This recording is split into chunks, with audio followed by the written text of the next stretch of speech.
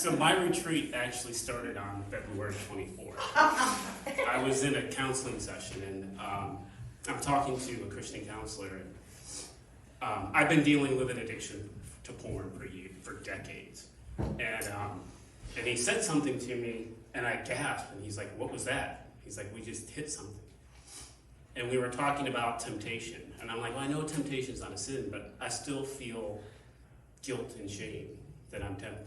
And that even the thought, not that I go through with it, but the thought crosses my mind. And he said, well, that's something we're going to have to poke at. And I thought, oh, I have a retreat coming up. Great. So when we did our first triads, I'm like, I got to go use the restroom. I'm like, I already know what I'm supposed to say. So I'm going to go use the restroom. I'll come back and we'll pray. And I'll share it with you.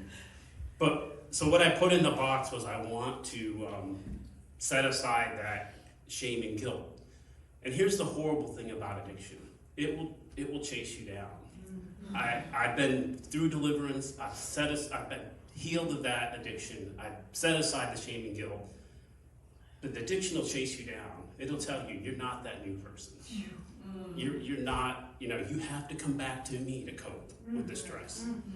And you have to come back to me. And when you don't come back over the coping with the stress, it chases you down and it says, look at all the harm and the hurt you caused. You should feel ashamed and guilt for that.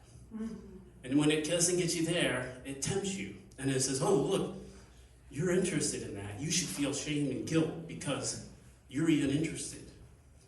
And so what I put in the box was I want to be completely free of that shame and guilt. And what God gave me back was I have the authority to tell that it's chasing me down and say, no, stay away. I am that new person.